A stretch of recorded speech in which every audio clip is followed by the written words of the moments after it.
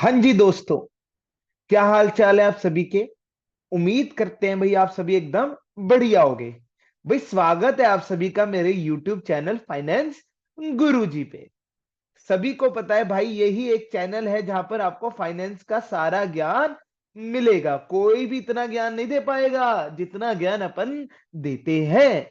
तो भैया पिछली वीडियो में चार पांच स्टॉक्स की बात की थी जिसमें स्विट्ज लोन भी था, तभी बोल दिया था स्विट्ज लोन गिर तो रहा है बट अगर मैं हूंगा तो इसे खरीदूंगा। आज लो 5% बढ़ गया।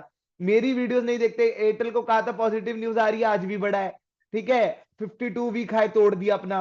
भाई अगर वीडियो नहीं देख रहे ना मेरी, तुम इतनी जबरदस्त चीजें मिस कर रहे हो। पूरी मार्केट की इनडेप्थ नॉलेज दे रहा हूं, कोई नहीं देता भाई, कोई भी नहीं। इतनी रिसर्च करके लाता हूं। तो भैया इस चैनल को सब्सक्राइब कर लो अगर नहीं किया। और सब्सक्राइब नहीं करना, सिर्फ बेल आइकन का घंटा घंटा भी दबा देना है। और चैनल को देखो, देखो तुम्हारे चक्कर में मैं ना इतना टेंस रहता हूं, तुम सब्सक्राइब ही नहीं करते ना। आइकन को इनकॉन लिख दिया, आइकन।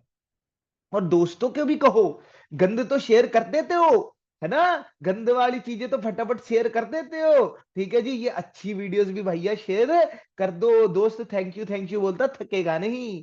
क्योंकि प्यार से, प्यार में प्यार क्यों बोलने वाला, पैसे का, पैसे का सारा ज्ञान आपको यही फाइनेंस गुरुजी के चैनल पर ही मिलेगा। भैया आज का टॉपिक है म्यूचुअल फंड। ठीक है जी। एक दो दोस्त पूछ रहे थे भैया पैसा आने लग गया थोड़ा सा कुछ म्यूचुअल फंड में लगाएं। ठीक है जी, तो उनके लिए स्पेशली वीडियो बना दी। मैंने कहा उन्हें भी ज्ञान देना है, सबको ही दे देते हैं। तो यहां पर मैं अपना एक फेवरेट, जो मेरा all time favourite mutual fund है, अभी तो है, अगले साल देखेंगे होगा कि नहीं होगा, क्योंकि थोड़ा थोड़ा पॉलिसीज में चेंज आता रहता है, एक्सपेंस रेशियो बढ़ाते रहते हैं वो अपना। पर अभी तो वो मेरा वन ऑफ द फेवरेट है। ठीक है जी। चलो, जो नाम जानने के लिए आए हैं, पराग पारिक। पराग पारिक फ्लेक्सी कैप फंड है उसका नाम। ठीक है जी। पराग पारिक के भी बहुत सारे हैं, फ्लेक्सी कैप। और फंड में भी कौन सा लेना है हमें, सिर्फ डायरेक्ट ग्रोथ, याद रखना। डायरेक्ट होता है और एक रेगुलर होता है, रेगुलर कभी नहीं लेना, डायरेक्ट लेना है। सब बताऊंगा, फिक्र मत करो, तुम्हारा भाई सारा ज्ञान देगा। ये डायरेक्ट क्या होता है, रेगुलर क्या होता है, फ्लेक्सी कैप होता है। तो उसके लिए तो पूरी वीडियो देखनी पड़ेगी। और जो नाम जानने के लिए आए थे भैया जी, बस नाम बता दो, हमें नहीं जानना क्या होता है क्यों होता है। बेटा नॉलेज ले लो। कल को अगर कोई और म्यूचुअल फंड में इन्वेस्ट करना पड़ेगा, मेरी वीडियो का इंतजार नहीं करोगे। मैं तुम्हें सेल्फ रिलायंट बनाना चाहता हूं। देखो डॉक्टर भी कितने होते हैं कि वो तुम्हें जो है, मतलब अच्छा डॉक्टर कौन है, जो दवाइयां देता रहे और तुम्हें दवाई पे डिपेंडेंट कर दे, या दवाई से एकदम ठीक कर दे और कहीं से मेरे पे आए ना, पर बंदा सेल्फ रिलायंट बन जाए। मैं भी ऐसा हूं। मैं कहता हूं मत आना दोबारा मेरी वीडियो देखने, आज ही सेल्फ रिलायंट बन जाओ, याद तो रखोगे यार कम से कम। ठीक है, तो मैं सेल्फ रिलायंट बनाना चाहता हूं, तो उसके लिए पूरी वीडियो दिखा देखना। और अगर टाइम नहीं है पूरी वीडियो देखने का, तो मेरा सजेशन है पराग पारिक फ्लेक्सी का म्यूचुअल फंड, एक अच्छा म्यूचुअल फंड हो सकता है। फिर से बता रहा हूं, ये मेरी पर्सनल राय है। मैं कोई भाई सेबी रेगुलेटेड इन्वेस्टर या सेबी रेगुलेटेड ज्ञान पेलने वाला बंदा नहीं हूं। ज्ञान कुछ और बोलने वाला था मैं, चलो पेलना बोल दिया हमने, थोड़ा शुद्ध शब्द। ठीक है। हाँ, आइए अब ज्ञान देते हैं। सबसे पहले सर म्यूचुअल फंड क्या होते हैं, शेयर की नॉलेज आपने दे दी, म्यूचुअल फंड क्या होते हैं बहुत अच्छी डेफिनेशन निकाल कर लाया हूं। देखो म्यूचुअल फंड में ऐसा समझ लो, एक परिवार है। ठीक है जी, म्यूचुअल फंड एक परिवार है जिसमें आप जैसे बहुत सारे इन्वेस्टर अपना पैसा जो है इन्हें दे देते हैं। ठीक है जी, ये आगे क्या करते हैं उस पैसे का, ये उस पैसे को आगे 50-40 कंपनियों में लगा देते हैं। समझ आ रहा है क्या हो रहा है। और शेयर में क्या होता है कि शेयर में भी आप जैसे बहुत सारे इन्वेस्टर पैसा देते हैं, कंपनी में भी लगाते हैं, पर वो सारे एक ही कंपनी में लग जाते हैं, वो आगे और कंपनियों में डाइवर्सिफाई नहीं होते। तो मोटा मोटा यही फर्क है कि आप सब पैसा लगाओगे, इन्हें दोगे। म्यूचुअल फंड एक जो है परिवार है, या बोल दो फंड मैनेजर को दोगे, और आगे वो आगे 36 तरह की कंपनियों में लगा देगा। वो कंपनियां शेयर भी हो सकते हैं, बॉन्ड भी हो सकते हैं। ठीक है जी। और सेफ एसेट्स भी हो सकते हैं, डिपेंड करता है म्यूचुअल फंड किस में पैसा इन्वेस्ट करता है। तो सीधा सीधा समझ आ रहा है, यहाँ रिस्क सीधा सीधा कम है, क्योंकि वहां पर एक ही है, अगर ये डूबा तो आप खत्म। और यहाँ पर इसने आपका पैसा बांट दिया, 36 जगह तो नहीं डूब जाएंगी ना।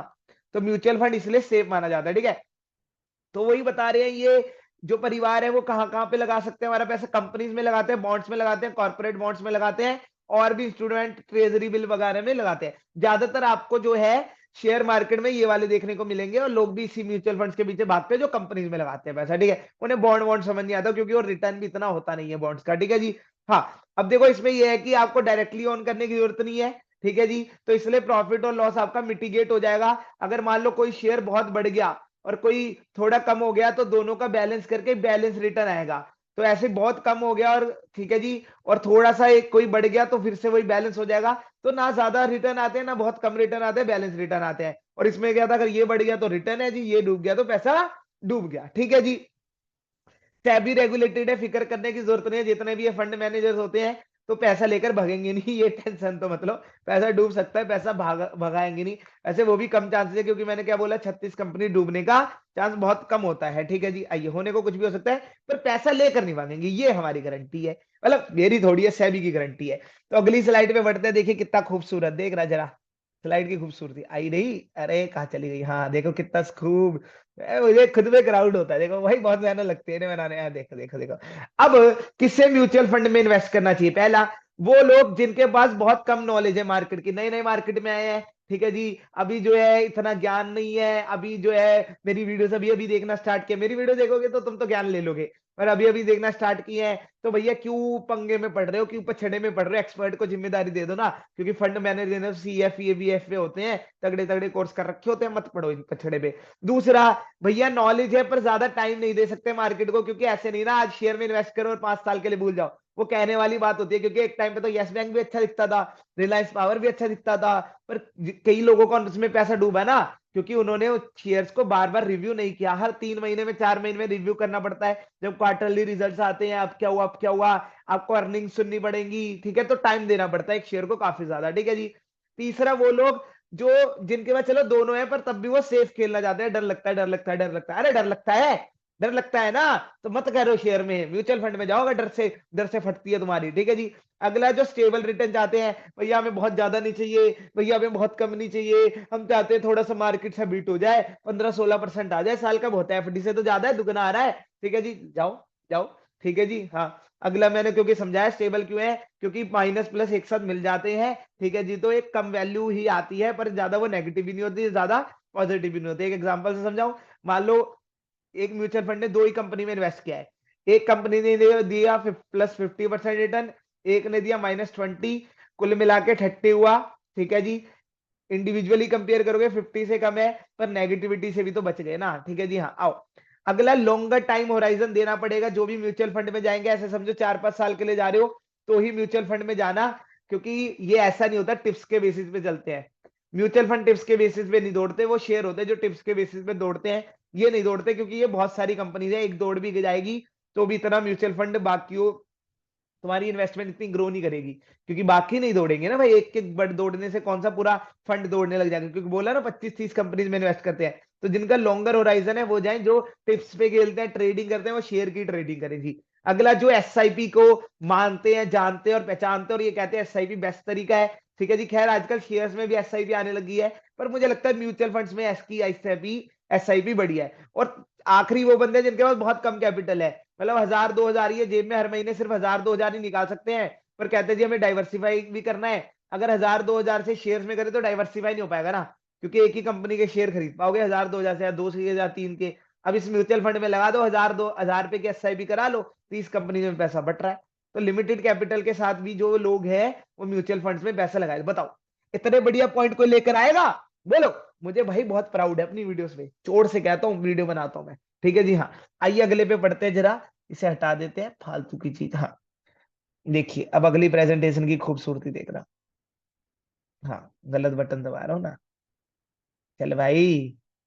हाँ, थोड़ा सा ना हो जाता है, कोई दिक्कत। हाँ देखो देखो कैसे आया, ये देखा नहीं, देखा नहीं कैसे आया, ऐसे आता है ऐसे। ओहो। ठीक है, हाँ। अब क्या सर पॉजिटिव पॉजिटिव चीजें हैं, कोई दिक्कतें नहीं है म्यूचुअल फंड में? है दिक्कतें।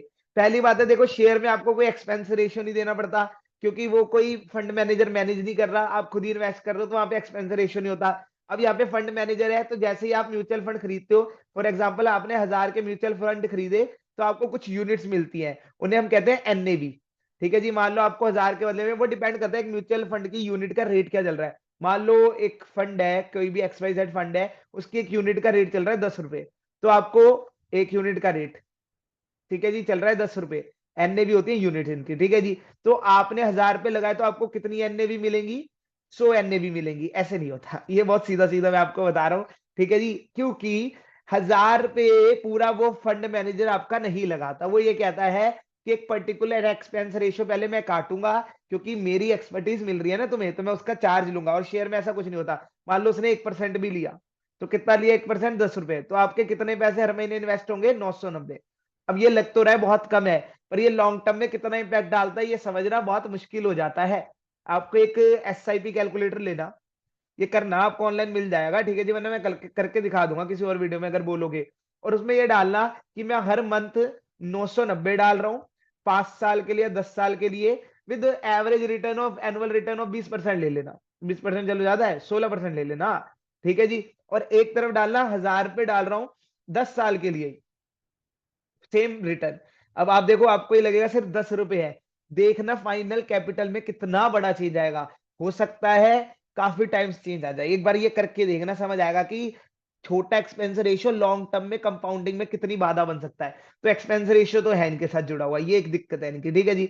अगला, नो किक एंड एक्साइटमेंट। अब जो शेयर में इन्वेस्ट करते हैं हम जैसे लोग, भैया हमें पता है कि गिर भी रहा हो ना, साला किक सी आती है, एक ऑनरशिप आती है, जब डिविडेंड आता है बैंक में, साला मैसेज आता है, ठीक है जी, वो मेल आता है जी, आपको बुला रहे हैं हम ऑनलाइन वोटिंग के लिए, वो किक का है, वो एक्साइटमेंट का है, वो किक और एक्साइटमेंट नहीं है। और हर चीज पैसे के लिए नहीं की जाती, देखो, ठीक है जी। तीसरा, एग्जिट लोड, ठीक है, शेयर से तो जब मर्जी बेचोगे, ठीक है जी, अपना पैसा आ जाएगा, ठीक है, जो टैक्स देना है वो तो देना ही है, वो तो इस पे भी दे रहा है, बट उसमें एग्जिट लोड तो नहीं होता कुछ, इसमें एग्जिट लोड है। फिर खैर वो भी कुछ म्यूचुअल फंड में ही होता है कि 1 साल का ही एग्जिट लोड होता है, उसके बाद बेच दोगे तो एग्जिट लोड नहीं लगेगा। तो मैंने तो बोले लॉन्ग टर्म के लिए लेना है, इसलिए वो पॉइंट सारे इससे सप्लीमेंट कर रहे हैं। तीसरा, टैक्स देखो, ये तो शेयर्स पे भी देना पड़ता है, STCG और LTCG, 1 साल के बाद बेचना तो 10% ही लगेगा, गेन्स के ऊपर लगता है, ठीक है जी। टेंशन मत लेना, प्रिंसिपल वैल्यू आपकी अगर 1 लाख लगाई और कोई रिटर्न नहीं है तो 1 लाख आपकी जेब में आएगा, कोई टैक्स नहीं लगने वाला।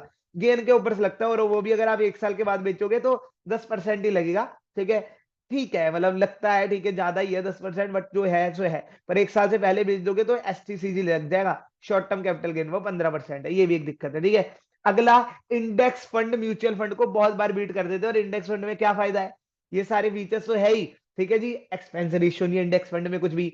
और लिक्विडिटी देखो म्यूचुअल फंड की कम है, क्योंकि आपको 5 7 8 10 दिन लग जाते हैं पैसा आते आते बैंक में, और शेयर्स में आपको पता है 1 2 दिन में आ जाता है, और इंडेक्स फंड का भी सेम है, 1 2 दिन में पैसा आ जाता है। तो म्यूचुअल फंड से बहुत बार इंडेक्स फंड बेटर होते हैं, ठीक है जी। निफ्टी इंडेक्स हो गया, पर उनका रिटर्न फिर मार्केट जितना ही होता है, मार्केट को बीट नहीं कर पाओगे कभी, ठीक है, ये है एक इंडेक्स फंड के साथ भी ये समझो ना, कोई भी चीज यार अपने आप में परफेक्ट नहीं हो सकती, ठीक है। देखो इंडेक्स फंड, अब बात उठ गई, फिर तुम पूछोगे इंडेक्स फंड क्या होता है, मोटा मोटा ये समझ लो, इंडेक्स फंड एक तरह का शेयर है, पर वो पूरी निफ्टी पे बैट कर रहा है, यानी 50 कंपनीज पे। अब तुम्हें वो म्यूचुअल फंड भी लगेगा कि म्यूचुअल फंड की तरह ही तो हो गया, नहीं बाबू, म्यूचुअल फंड की तरह नहीं हुआ, क्योंकि वो 50 कंपनीज ओवर डाइवर्सिफिकेशन हो गया, और म्यूचुअल फंड वाले अपनी 20 से 25 कंपनी इनमें से अच्छी अच्छी छाट के चुनते हैं, ठीक है। तो ये थोड़ा समझना जो इंडेक्स क्या होता है, ठीक है। हाँ, इसके ऊपर बाकी कभी फिर वीडियो बनाएंगे अगर बोलोगे तो, ठीक है। हाँ, वैसे वॉरेन बफेट तो कहते हैं इंडेक्स फंड में इन्वेस्ट करो, म्यूचुअल फंड बकवास है, ये वॉरेन बफेट कहते हैं भाई, मैं नहीं कह रहा, ठीक है। मैंने तुम्हें फायदे और लिमिटेशन, ये देखो, ये ऐसी आर्ट क्रिएटिविटी। अब म्यूचुअल फंड्स के कुछ टाइप्स की बात कर देता हूँ, ये देखो क्रिएटिविटी देख रहे हो भाई की, ठीक है। सेक्टोरल म्यूचुअल फंड होते हैं, सेक्टोरल क्या होते हैं भाई, मेरी मानो तो लॉन्ग टर्म में सेक्टोरल में इन्वेस्ट मत करना, क्योंकि कभी कोई सेक्टर अच्छा करता है, कभी कोई सेक्टर अच्छा करता है। मान लो जब तुम्हें पैसे की जरूरत हो, तो मेडिकल सेक्टर अगर डूबा पड़ा हो, जैसे कि कोविड से पहले तक तो मेडिकल ने 3 4 5 साल तक कोई रिटर्न नहीं दिया, ठीक है। तो अगर आपको उस पैसे की कोविड से पहले जरूरत होती फिर, तो फिर आपको रिटर्न नहीं आता। और जैसे मान लो कोविड के बाद से IT सेक्टर थोड़ा पिटा पड़ा है, उसने रिटर्न नहीं दिया आपको, अब अगर पैसे की जरूरत हो फिर, ठीक है। तो सेक्टोरल में मत करना इन्वेस्ट, दिक्कत रहती है, मेरा ये कहना है। बाकी देख लो भाई, अगर तुम्हें बताओ कि 3 4 साल में कौन सा सेक्टर अच्छा करेगा, और 3 4 साल बाद तुम्हें पैसा चाहिए, और तुम्हें पता ही है अगर कौन सा सेक्टर अच्छा करेगा, डाल दो फिर, ठीक है जी। मेरा ये है, मेरी पर्सनल राय है सारी, है ना, किसे पूछ के थोड़ी देंगे, ठीक है। अगला, कैप कैप क्या होते हैं, जिसमें 4 तरह के आ जाते हैं, small cap, large cap, mid cap और मल्टी कैप। स्मॉल कैप वो है जो उन कंपनीज में इन्वेस्ट करते हैं जिनका स्मॉल कैप होती है, ठीक है जी। स्मॉल कैप का मैंने आपको वो पहले बता रखा है, मेरी वीडियो देखना, हर बार क्यों बताऊं मैं, फिर तो कोई वीडियो भी नहीं देखोगे। 1000 करोड़ से कम है शायद, मुझे भी याद नहीं रहता, मेरी याद खुद कमजोर है। ऐसे ही 1000 करोड़ के आसपास या 5000 करोड़ के आसपास। ऐसे फिर एक मिड कैप होता है, उससे थोड़ी ज्यादा बड़ी कैपिटल की कंपनी, ठीक है। और जो सबसे बड़ी कैपिटल की कंपनी यानी सेफ कंपनी होती है, जैसे रिलायंस हो गई, टाटा टाटा मोटर हो गई, TCS हो गई, वो होती है लार्ज कैप, ठीक है जी। तो जो स्मॉल कैप में करते हैं, यानी वो ज्यादा रिस्की म्यूचुअल फंड है, पर रिटर्न भी ज्यादा आएगा। मिड कैप में करते हैं, थोड़े कम है इनके मुकाबले रिस्की, इनके मुकाबले रिटर्न भी कम आएगा। सबसे कम रिस्क की सबसे कम रिटर्न, ठीक है। और मल्टी कैप मुझे अच्छे लगते हैं, इसलिए आज जो मैं म्यूचुअल फंड लेकर आया हूँ, मल्टी कैप यानी फ्लेक्सी कैप एक ही होता है, वही वाला लेकर आया हूँ, क्योंकि ये मुझे पसंद है। क्योंकि ये थोड़ा स्मॉल कैप में करते हैं, थोड़ा लार्ज में करते हैं, थोड़ा मिड में करते हैं, तो मुझे पसंद है वेराइटीज, ठीक है। बैलेंस डाइट बना देते हैं, इसलिए मुझे ये पसंद है, ठीक है। अगला क्या है, डाइवर्सिफिकेशन। कई जो है मैंने बोला, जैसे वो ऐसे स्टॉक में इन्वेस्ट नहीं करते, बॉन्ड्स में भी करते हैं, ठीक है। जैसे एक आदित्य बिरला का मिल जाएगा आपको, वो बॉन्ड में करता है, ठीक है, पर इतना रिटर्न नहीं होता उनका, सेफ होते हैं वो, एफडी से बेटर होते हैं, ठीक है जी। और रिस्की भी कम होते हैं, क्योंकि गवर्नमेंट बोर्ड्स में करते हैं, गवर्नमेंट कभी डूबेगी नहीं, ठीक है, ये है फायदा उनका बॉन्ड वालों का। आइए, अब जो है अपना मेन मुद्दे पे बढ़ते हैं, ठीक है जी। नहीं नहीं, अभी भी मेन मुद्दा नहीं आया, ठीक है, अभी ज्ञान दे रहे हैं ना, ज्ञान। भैया तुम्हें लग रहा होगा वीडियो कितनी बड़ी बना देता है बंदा ये, ठीक है जी, ये वो सीधा म्यूचुअल फंड पे आता, एनालाइज करके बताता, खत्म करता। भाई एक बात समझो, फिर मैं उसी बात पे आ रहा हूँ, मैं दूसरों की तरह नहीं हूँ। जाओ ना देख लो उनकी वीडियो, डाल दो, मैंने बोल दिया, जाओ पराग पारिक बता दिया तुम्हें, अच्छा है, जाओ डाल दो और देख लो, समझ आ जाएगा तुम्हें। पर मैं उनकी तरह नहीं हूँ भाई, मैं तुम्हें सेल्फ रिलायंट बनाना चाहता हूँ, क्यों नहीं मेरी बात समझ आ रही तो। पहला भाई, अगर कभी भी म्यूचुअल फंड को जज करना, एक्सपेंस रेशियो देखना, जिस म्यूचुअल फंड का एक्सपेंस रेशियो कम होगा बेटर होगा। मैंने अभी एग्जांपल दे दिया, मान लो एक mutual fund 1% expense ratio charge कर रहा है, एक म्यूचुअल फंड कर रहा है 2%, तो इसमें से आपका 1 रुपए कटेगा, सिर्फ 999 इन्वेस्ट करने का मौका मिलेगा, जो कंपाउंडिंग में बहुत फर्क डाल देता है। और यहाँ पे 998, आपको लगा कितना ही फर्क है, 1 रुपए का फर्क है। मैं फिर से कह रहा हूँ, डाल देना ना, एसआईपी कैलकुलेटर पे आता है ऑनलाइन, पता लग जाएगा। फंड मैनेजमेंट, ठीक है जी, ऐसा फंड मैनेजर होना चाहिए, उसके नीचे ही जब आप किसी भी ऐप से करोगे, वहां पे लिखा आ जाता है फंड मैनेजर कौन है, क्लीन होना चाहिए, नाम डाल दो उसका, गूगल पे आ जाएगा, कोई फ्रॉड व्रॉड का केस तो नहीं, कभी भागा भागा स्कैम या कोई केस में फंसा तो नहीं है, आ जाता है, सब आ जाता है। एक्सपीरियंस्ड होना चाहिए, ठीक है जी, कितना एक्सपीरियंस है, कितनी सालों से वो जुड़ा हुआ है, जितना ज्यादा वो उस फंड के साथ जुड़ा होगा, तो मेरे हिसाब से वो अच्छा होगा, क्योंकि ट्रस्ट है उसमें फंड को, और वो फंड को आगे काम करके दे रहा है। जो फंड बार बार चेंज करे या बार बार लेटेस्ट लेटेस्ट लाए, वो दिक्कत है, ठीक है। फंड मैनेजमेंट चेंज नहीं होना चाहिए, ठीक है जी। प्रोफेशन, कितनी डिग्रीज है उसके बाद, ये भी मैटर करेगा, सीएफए वीएफए कुछ किया भी है, नॉलेज है कि नहीं है, ठीक है। स्टेबल, जो कि मैंने बताया, बार बार मैनेजमेंट चेंज नहीं करनी चाहिए, दिक्कत हो जाती है, ठीक है जी। हाँ, एनएवी, एनएवी का मतलब क्या होता है, कि अभी फंड का रेट क्या चल रहा है, ठीक है जी। आपको जो है एक यूनिट कितने रुपए में मिल रही है उसकी, वो एनएवी होती है, ठीक है जी। जैसे मैंने अभी समझाया ना, एक यूनिट 10 रुपए में मिल रही है, ठीक है, तो एनएवी हो गई 10 रुपए, ठीक है। तो आपको इस केस में, एक मिनट रुकना, ये मार्कर ना कभी कभी धोखा दे जाता है यार, माफ कर दो, सॉरी, सॉरी, सॉरी कर, माफ कर दोगे ना आप लोग, हाँ। जैसे कि एक एग्जांपल दे रहा हूँ, एनएवी, देखो जब इन्वेस्ट कर रहा हूं तब मैं चाहूंगा एनएवी कम हो, ठीक है जी। और जब मैं उसे बेचने लगा हूं, तब मैं चाहूंगा कि एनएवी ज्यादा हो। वही शेयर्स के साथ, कि जब मैं खरीदता हूं तो मैं सोचता हूँ मुझे शेयर कम वैल्यू पे मिल जाए, अंडर वैल्यूड होंगे, ठीक है जी। अब देखो एनएवी कम हमेशा अच्छी नहीं होती, इसके दो मतलब निकलेंगे। अब शेयर की वैल्यू कम जो है हमेशा अच्छी नहीं होती, पेनी स्टॉक हमेशा अच्छे नहीं होते, या तो वो पेनी क्यों है, क्योंकि वो रिटर्न ही नहीं देने वाले, बकवास हो चुके हैं, या फिर वो कुछ नेगेटिव न्यूज की वजह से पेनी है, पर कभी ना कभी रिटर्न देंगे, चलो बेट कर लेते हैं, ठीक है। तो एनएवी कम मेरे हिसाब से देखना पड़ेगा, क्यों है कम, रीजन जानने की कोशिश करो। अगर तुम्हें लग रहा है यार कंपनी अच्छी है, या फंड मैनेजमेंट अच्छा है, फिर भी एनएवी कम है, कर दो इन्वेस्ट, फिर तो वो अंडर वैल्यूड है, इसलिए एनएवी कम है। एनएवी कम का मतलब क्या समझाता हूँ, एक समझना जरा। मैं कह रहा हूँ एक यूनिट आज आपको 10 रुपए की मिल रही है, तो आपको 1000 में कितनी यूनिट मिल जाएंगी, 100 यूनिट मिल जाएंगी। जरा समझना, एग्जाम्पल एनएवी समझ आ जाएगा आपको। यार ये थोड़ा मार्क करना दिक्कत करता है मेरे वाला, कभी कभी, ठीक है जी। हाँ, और अगर आपको एक यूनिट मिलेंगी 20 रुपए में आज, तो आपको कितनी यूनिट मिलेंगी, 50 यूनिट मिलेंगी। अब कल को एक यूनिट का प्राइस हो जाए 50 रुपए, ठीक है, तो यहाँ पर आपको 50 × 50 कितने रुपए जनरेट हुआ, 2500 रुपए। और यहाँ पर कितनी यूनिट थी आपके पास, 100, और इसका भी रेट कितना हो गया 50, तो कितने रुपए जनरेट हुए, 5000। तो आप क्या चाहोगे, आपको ज्यादा यूनिट मिले, ज्यादा शेयर मिले, वो तो तभी मिलेंगे अगर एनएवी क्या होगी, कम होगी। तो एनएवी कम ठीक मानी जाती है मेरे हिसाब से। बट मैं फिर से कह रहा हूँ, ये देखने का तरीका है, फंड पे यकीन भी होना चाहिए थोड़ा सा, ठीक है। अगला, मिनिमम 5 ईयर एवरेज रिटर्न देखना, कभी भी किसी भी म्यूचुअल फंड में इन्वेस्ट करो तो 1 साल के रिटर्न पे मत करना। 1 साल एक्स्ट्रा ऑर्डिनरी होते हैं, 5 साल में रिटर्न वही एडजस्टेड हो जाते हैं। उसने एक्स्ट्रा ऑर्डिनरी भी देख लिया होगा, बकवास ईयर भी देख लिया होगा। और ऐसे में फिर कम से कम 15% प्लस रिटर्न होना चाहिए भाई। अगर म्यूचुअल फंड ढूंढ रहे हो ना तुम, और 5 ईयर का एवरेज रिटर्न देख रहे हो, तो 15% प्लस होना, उसमें ही करना इन्वेस्ट। कम से कम मार्केट तो साला बीट करे, 15% से कम या कभी इन्वेस्ट मत करो मेरे हिसाब से, 5 साल के रिटर्न देख के। कैटेगरी रैंकिंग में भी अच्छा होना चाहिए अपनी कैटेगरी में, ठीक है जी। एग्जिट लोड, एग्जिट लोड मैंने बता ही दिया कि बेचते वक्त म्यूचुअल फंड तुमसे कितना पैसा ले रहा है। 2 साल का एग्जिट लोड के बाद तो एग्जिट लोड मैटर नहीं करता, क्योंकि उसके बाद ज्यादातर म्यूचुअल फंड का वो पढ़ लेना, नीचे सब लिखा होता है। ज्यादातर म्यूचुअल फंड का एग्जिट लोड 0 हो जाता है 2 साल के, तो 2 साल टिकना होता है। और कई म्यूचुअल फंड तो इतने अच्छे भी हैं कि 1 साल तक की उसमें टिकने की जरूरत है, वो कहता है 1 साल बाद हम एग्जिट लोड 0 कर देंगे। तो वो देख लेना तुम्हें कब निकलना है। अगर तुम्हें 2 साल से पहले पहले निकलना है तो ऐसा म्यूचुअल फंड लो जो 1 साल के बाद ही एग्जिट लोड 0 कर दे। और तुम ये सोच रहे हो यार मैं 5-10 साल तक टिक जाऊंगा, फिर ऐसा म्यूचुअल फंड भी ले लो भाई जिसका एग्जिट लोड 2 साल के बाद 0 हो रहा है, क्योंकि तुम तो 5 साल तक टिके हुए हो। ठीक है जी, आओ अगला एयूएम, एसिड अंडर मैनेजमेंट, यानी उसे कितने रुपए लोगों के संभालने पड़ रहे हैं। तो मेरे हिसाब से एयूएम कम हो तो अच्छा रहता है, क्योंकि इजी रहेगा मैनेज करना। भाई एक तुमसे पूछता हूं मैं, भाई एक बंदा है, उसे तुमने दे दिए 5 करोड़ रुपए मैनेज करने के लिए, और एक बंदा है उसे तुमने दे दिए 1 लाख रुपए मैनेज करने के लिए, किसके लिए मैनेज करना इजी रहेगा? भाई 5 करोड़ वाला अगर 1 करोड़ भी जनरेट करेगा तो बेचारा कितना रिटर्न जनरेट कर पाया? ओनली ओनली जो है तुम्हारा कितना, देखना 20% रिटर्न। ठीक है जी, और मैं कह रहा हूं ये बंदा अगर 1 लाख रिटर्न भी जनरेट करे तो कितना रिटर्न जनरेट कर पाया? 100% रिटर्न। तो जिनके पास कम पैसा होता है मैनेज करना और सोचना भी तो इनके लिए इजी है, क्योंकि मार्केट में इतनी अपॉर्चुनिटीज नहीं है, इतने अच्छे शेयर नहीं है, कम शेयर है अच्छे।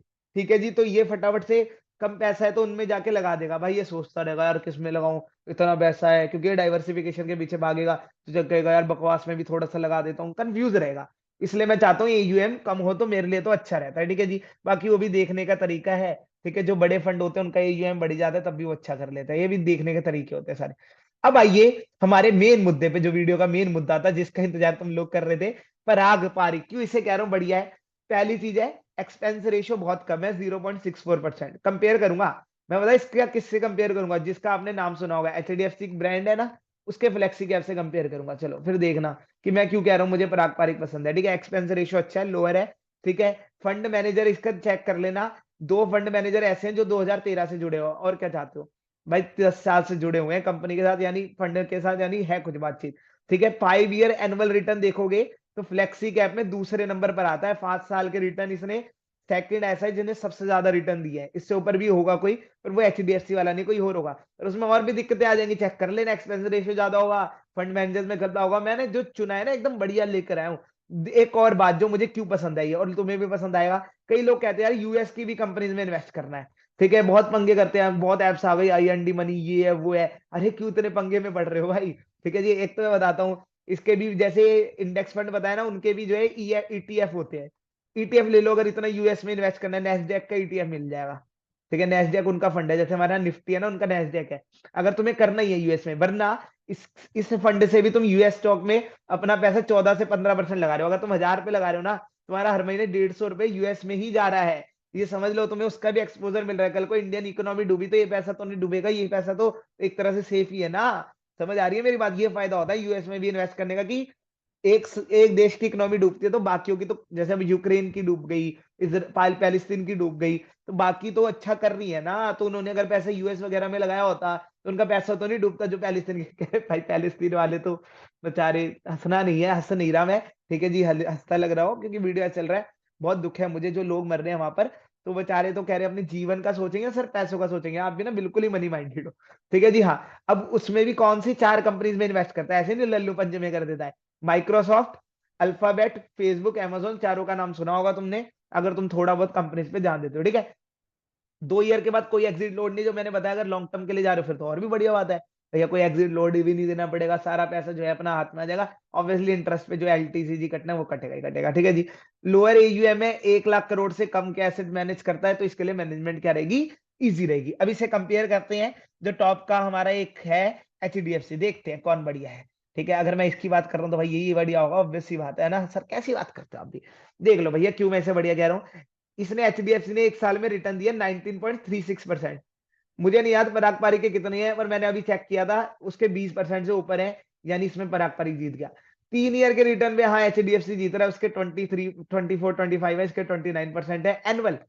एनुअल बता रहा हूँ, ये मैं एनुअल हर साल इतना रिटर्न आ रहा है। पर 3 साल में भैया कोई तुक्के का भी ईयर हो सकता है, वो कोविड वाला भी ईयर भी होगा इसमें तो। ठीक है जी, तो इसमें क्यों देख रहे हो? 5 साल में देखो ना, इसमें पराग पारिक बहुत आगे है, 23-24% का रिटर्न है उसका। 5 साल, हर साल वो इतना रिटर्न दे रहा है 5 साल के एवरेज पीरियड में, हर ईयर, एवरी ईयर। तो इसका मतलब ये मत समझ लो ना फ्यूचर में भी देगा, मैं एक ओवरऑल पिक्चर दे रहा हूँ, पहले बता रहा हूँ। और फिर गाली दे रहे, सर आपने बोला 23% को रिटर्न का है, एवरेज हो सकता है किसी साल 100% आ जाए, किसी साल 0 आए, तो भी एवरेज कितना बन जाएगा? 50% बन गया कि नहीं बन गया? ठीक है। तो हर ईयर का मतलब है 5 साल का बाद टोटल देखना है, ऐसे नहीं हर ईयर गिनने लग जाओ रिटर्न आ नहीं रहा, आ नहीं रहा, आ नहीं रहा। पर चलो इसमें तो इसमें भी जीत गया हमारा पारंपरिक, इसमें भी जीत गया, और 5 ईयर ज्यादा मैटर करते हैं, तो यहाँ पारंपरिक के 1 नंबर। ठीक है जी। एक्सपेंस रेशियो भी दिखाया भाई, इसका ज्यादा है भैया, पैसे ज्यादा कटेंगे, हट आप भगाए से। ठीक है, एक्सपेंस रेशियो के बेसिस पे। अब देखो एनएवी, दोनों के एनएवी को कंपेयर नहीं किया जा सकता, क्योंकि वो 1 रुपए में या फिर उसकी जो है 65 रुपए की एक यूनिट है। भाई वैल्यूएशन ही काफी अलग है दोनों की। ठीक है जी। और इसकी जो है 1478 की एक यूनिट है। ठीक है जी। अब देखो एमआरएफ की भी 1 लाख रुपए का एक शेयर है। ठीक है जी। आईटीसी का 450 का एक शेयर है। तो क्या कहोगे, एमआरएफ जी बहुत बकवास कंपनी है, कितनी महंगी कंपनी है, ऐसे डायरेक्ट कंपेयर नहीं होता एनएवी। तो मैंने क्या सोचा, मैंने थोड़ा दिमाग लाया, मैंने कहा चलो दोनों के एनएवी को खुद से कंपेयर करते हैं, इंट्रा कंपैरिजन होना चाहिए यहाँ पे। तो इसकी एनएवी 15 सितंबर 2023 को जो भी थी, वो सिर्फ 0.2% बढ़ी है, यानी इसने कुल मिला के इतना ही रिटर्न दिया है आज की तारीख तक का, जो कि और वो हाईएस्ट थी 15 सितंबर पे, पीक पे था ये अपने। ठीक है जी। बाकी रिटर्न्स के कंपैरिजन में, इसलिए मैंने वो तारीख ली है 15 सितंबर की। रिटर्न कितना कम है अगर कंपेयर करें अपने पीक से, अभी भी वो पीक के आसपास ही घूम रहा है, ज्यादा रिटर्न नहीं दे रहा। और वहीं जो हमारा पराग पारिक था, उसका भी, उसका पीक भी उसी सेम तारीख को कर दिया मैंने कंपेयर। उसके अगर पीक से करोगे तो उसका पीक से रिटर्न है 3-4%। ठीक है जी। पर सेम डे, क्योंकि हम 15 सितंबर ले रहे हैं तो उसका भी 15 सितंबर लिया। अगर आपने 15 सितंबर को पराग पारिक में पैसा डाला होता तो 8% पैसा ग्रो कर जाता है, यहाँ पे भी पराग पारिक जीत गया। ठीक है। अब इसमें एक अच्छी बात है, अगर आप शॉर्ट टर्म के लिए खेल रहे हो, 1 साल के बाद एग्जिट लोड नहीं देना, निकल जाओगे पैसा, आपका कोई भी एग्जिट लोड में नहीं जाएगा। एक और नेगेटिव, फंड मैनेजर इसके अभी आए हुए हैं। ठीक है, पता नहीं क्यों चेंज किए, मुझे नहीं पता, मैं ज्यादा ध्यान देता नहीं म्यूचुअल फंड्स पे। ठीक है, पर अभी चेंज किया इन्होंने। और वहीं वो मैंने आपको दिखाया 10-12 साल से जुड़े हुए हैं साथ में, एजीएम भी बहुत ज्यादा है, तो दिक्कत होगी मैनेज करने में इन्हें। ठीक है, अपने एसेट्स को। ठीक है, तो भैया ये था। अच्छा, एक और चीज दिखाना चाहता हूं मैं बस, कि आपको थोड़ा सा और पता लग जाए कि मैं पराग पारी के क्यों इतने सपोर्ट में हूं। 1 मिनट, 1 मिनट, स्क्रीन दिख रही होगी शायद आपको, ये आइए जरा। अब आपको यहां पर भी समझ आएगा, ये देखो, ये निफ्टी के रिटर्न से कंपेयर किया जा रहा है, ये निफ्टी की लाइन है। ठीक है जी। आप छोड़िए वैल्यूज क्या है, गैप पहले तो देख लो, पराग पारिक ने कितना ज्यादा बीट किया निफ्टी को, ये दिख रही है ना स्क्रीन, मुझे नहीं पता मैंने किया, हाँ दिख रही है ना। ठीक है, हाँ। ये 5 साल के, मैं वो बोल रहा हूँ ना, लॉन्गर होराइजन में ही देखेंगे, क्योंकि ईयर जो है आपका एक्स्ट्रा ऑर्डिनरी भी हो सकता, नहीं यार 1 साल का देख दिया, सॉरी मेरी गलती थी। 1 साल वाला देख लिया, हाँ 5 साल वाला देख लो तब भी गया। बस एक बार हो रहा था निफ्टी से टच कर गया। ठीक है जी, वरना हर बार पराग पारिक निफ्टी से ऊपर ही रहा, ये कोविड वाला पीरियड होगा मुझे लगता है ना। ठीक है, उस टाइम तो सब डूबे होते, तब भी ये ऊपर था उससे। अब वही एचडीएफसी का मैं आपको कहानी दिखा देता हूँ, निफ्टी से उसका कंपैरिजन। आ जाओ, ये है 5 साल वाले रिटर्न, देखो कितनी बार निफ्टी काट के निकला एचडीएफसी को आगे। ठीक है जी, यहाँ काटा, यहाँ काटा, यहाँ काटा, यहाँ कितना आगे था, यहाँ कितना आगे था, यहाँ कितना आगे था। हाँ, अब एचडीएफसी इंप्रूव होने लग गया है। इस साल एचडीएफसी ने निफ्टी से बेटर रिटर्न दिया 2022 के बाद से। पराग पारिक तो हर बार ही देता रहा है, ये देखो। इसलिए मैंने कहा कि पराग पारिक मुझे काफी अच्छा लगता है भाई, ये रिकॉर्ड बोल रहे हैं, मैं नहीं बोल रहा, मेरे मन की बातें नहीं है, मैंने आपको सत्य दिखा दिया है। ठीक है जी, मानना ना मानना आपकी मर्जी है, फिर से कह रहा हूं, क्योंकि मैं कोई रजिस्टर्ड न्यूज, जो मुझे लगता है, मुझे लगता है कि पराग पारिक अच्छा म्यूचुअल फंड हो सकता है अगर आपको म्यूचुअल फंड में पैसा लगाना है। तो चलिए फिर आज के लिए इतना ही है ना, वीडियो लंबी बन गई है मुझे लगता है, पर मैंने पूरा आपको डिटेल दे दिया। अब म्यूचुअल फंड से रिलेटेड कोई भी कंफ्यूजन आपके मन में नहीं होनी चाहिए। हाँ, एक वो कह रहे थे डायरेक्ट प्लान ही लेना और रेगुलर क्यों नहीं लेना। देखो रेगुलर आपको ग्रो वगैरह एप्स पे डायरेक्ट ही मिलेगा, रेगुलर नहीं मिलेगा। रेगुलर मिलता है अगर आप जो है ऑफलाइन ब्रोकर के पास जाते हो, जो आपका फाइनेंशियल एडवाइजर है, वो आपको रेगुलर ही जो है पेलते हैं, क्योंकि वो उसमें अपना भी खर्चा जोड़ते हैं कि हम आपको सजेस्ट कर रहे हैं, हम आपका म्यूचुअल फंड बदलते भी रहेंगे, ये वो बहुत कहती होती है। ठीक है जी, आप डायरेक्ट से इन्वेस्ट करते हो, टेंशन मत लो, डायरेक्ट प्लान ही मिलता है। अगर आप ग्रो या कोई भी जीरोदा वगैरह से इन्वेस्ट करोगे तो टेंशन मत लेना, डायरेक्ट लिखा होगा उस पर क्लिक कर देना, क्योंकि मैं बता रहा हूँ रेगुलर में एक्सपेंस ज्यादा होता है, और म्यूचुअल फंड में कोई इतना आपको बिचौलिए डालने की जरूरत नहीं है मेरे अकॉर्डिंग। ठीक है, तो चलिए फिर मिलते हैं यार। ठीक है, अगली वीडियो में। सभी भाइयों को राम राम, नमस्ते, टाटा, सत श्री अकाल।